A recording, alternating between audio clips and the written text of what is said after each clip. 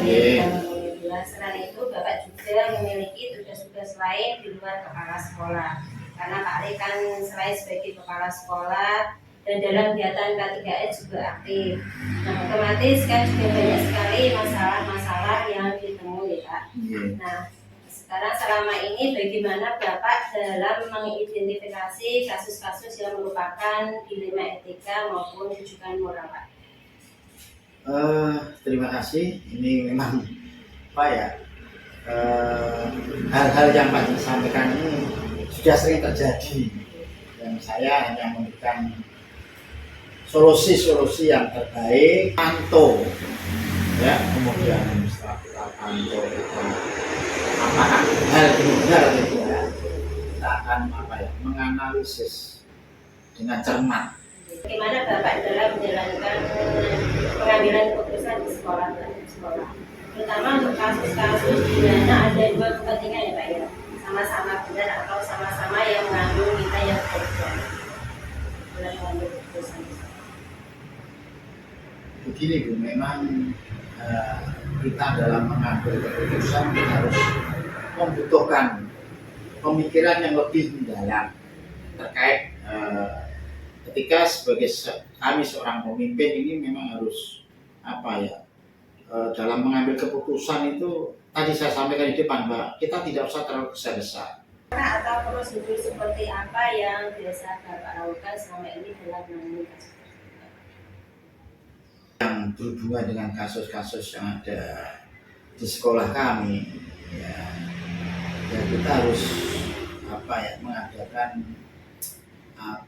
minta masukan pada pihak-pihak yang terkait dengan sekolah. Bisa kita katakan bahwa kita akan selalu mengkomunikasikan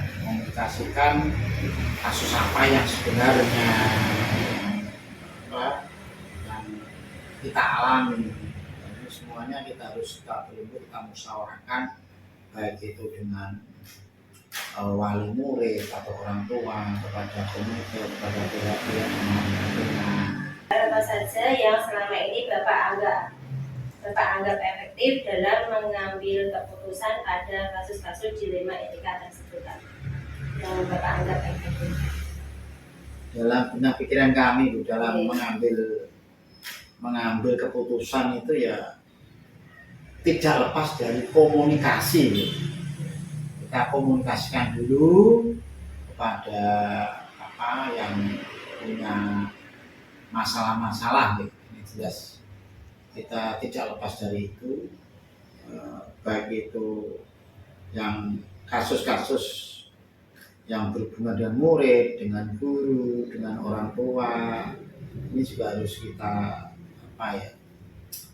memberikan dalam pengambilan keputusan itu harus tadi berkomunikasi untuk menghasilkan efektivitas keputusan saya. Hal-hal apa saja yang selama ini merupakan tantangan dalam pengambilan keputusan pada kasus-kasus dilema etika yang hal-hal yang menjadi tantangan kami dalam mengambil keputusan ini memang banyak tantangan ini, tapi tidak saya pungkiri ini. Saya pungkiri bahwa dalam mengambil keputusan ini hal utama yang menjadi tantangan dalam pengambilan keputusan itu dilemanya pada etika Bu. Etika kami di dalam menghadapi sebuah kasus. Misalnya sama-sama benar.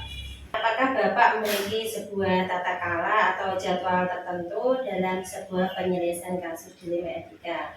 Nah, apakah Bapak langsung menyelesaikan di tempat atau memiliki sebuah jadwal untuk menyelesaikannya? Nah, terus bentuk atau prosedur yang seperti apa yang Bapak jalankan? Khusus tidak ada tentunya, tetapi ya kita mencari cara waktu yang tepat untuk mendampingi daripada masalah-masalah yang dialami baik GTK kami maupun murid-murid kami. Adakah seseorang atau faktor-faktor apa yang selama ini mempermudah atau membantu Bapak dalam pengambilan keputusan dalam kasus-kasus dilema etika tersebut? Faktor yang bisa saya ajak untuk menyelesaikan masalah, kan saya itu sebagai kepala sekolah itu memegang faktor demokrasi yang saya terapkan di sekolah kami. Ini biasanya saya sharing-sharing dengan rekan-rekan guru. Kemudian jika kasusnya memang harus kita selesaikan dengan stakeholder ada seperti komite, itu ya juga perlu saya ajak musyawarah. Ya, dari semua hal yang telah Bapak sampaikan tadi, pembelajaran apa yang dapat Bapak petik dari pengalaman Bapak dalam mengambil keputusan dilema etika tersebut? Pengalaman itu akan memberi pemahaman dan pengajaran bagi kita dalam melakukan penyelesaian masalah-masalah agar tetap dalam mengambil keputusan ini kita ambil dengan keputusan yang tepat.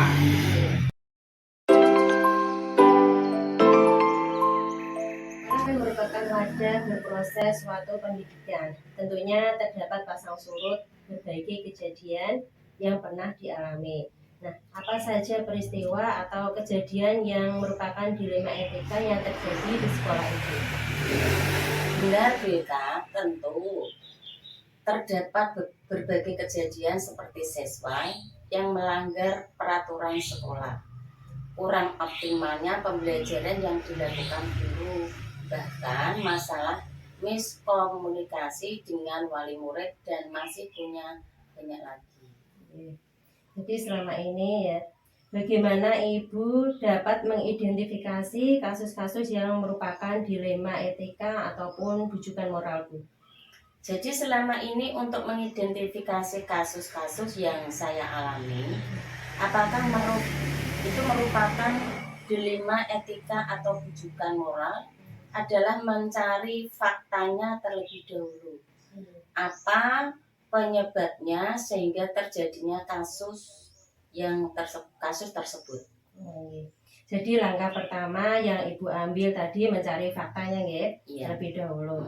Baik Bu, pertanyaan selanjutnya, selama ini bagaimana Ibu dalam menjalankan pengambilan keputusan di sekolah Ibu, terutama untuk kasus-kasus di mana ada dua kepentingan Bu ya, yang sama-sama benar atau yang sama-sama mengandung nilai kebajikan?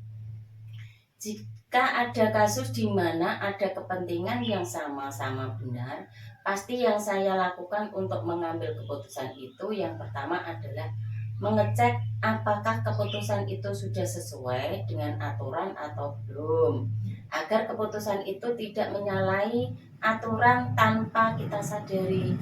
Kemudian langkah kedua, saya akan bermusyawarah terlebih dahulu bersama rekan-rekan guru lainnya sebelum saya mengambil keputusan. Oh, seperti itu ya Bu ya. Selanjutnya, apa langkah-langkah atau prosedur seperti apa yang biasa Ibu lakukan selama ini?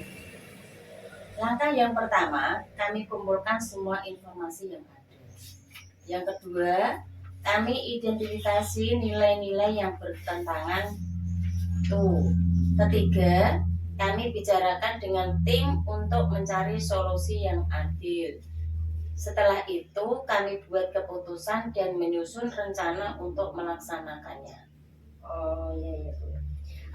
Hal-hal apa saja yang selama ini Ibu anggap efektif dalam pengambilan keputusan pada kasus-kasus dilema etika?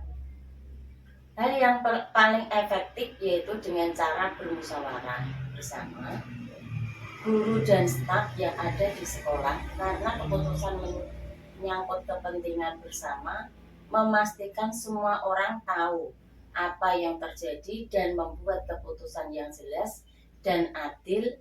Keterbukaan dan komunikasi yang baik sangat membantu. Baik Bu, untuk pertanyaan selanjutnya, hal-hal apa saja yang selama ini merupakan tantangan dalam pengambilan keputusan? Ada kasus-kasus dilema etika yang pernah Ibu alami? Tantangan pasti ada, dan yang paling sering terjadi berupa tantangan perasaan. Yang selalu pemimpin terkadang ada saja perasaan ragu dalam mengambil keputusan. Apakah keputusan ini bisa diterima oleh semua pihak atau ada pihak yang merasa keberatan? Berarti tantangan terberat adalah perasaan ya Bu ya? Ya, perasaan. Baik Bu, pertanyaan saya selanjutnya, apakah Ibu memiliki jadwal tertentu dalam menyelesaikan kasus dilema etika? Apakah Ibu langsung menyelesaikan di tempat atau memiliki sebuah jadwal untuk menyelesaikannya? Bentuk atau prosedur yang seperti apa yang Ibu jalankan? Ya, tergantung kondisinya. Kalau kasus yang terjadi adalah kasus ringan, maka bisa diselesaikan hari itu juga. Namun, jika kasus itu melibatkan banyak orang, maka di situ kita harus membuat jadwal yang menyelesaikan kasus ini dengan bermusyawarah bersama untuk bisa memutuskan jalan keluar yang baik dari masalah tersebut. Oke, berarti tergantung besar kecilnya masalah tersebut iya. ya Bu ya. Ya. Baik Bu, dalam hal ini adakah seseorang atau faktor-faktor apa yang selama ini mempermudah atau membantu Ibu dalam pengambilan keputusan dalam kasus dilema etika? Pasti ada yang bisa dijadikan panutan seperti guru-guru senior. Karena pengalamannya atau guru-guru junior yang punya daya pikir yang efektif sehingga saya bisa meminta pandangan-pandangan mereka. Selain itu, kami juga selalu sharing bersama kepala sekolah yang lain terkait masalah-masalah yang timbul di sekolah. Bagaimana cara mengatasinya?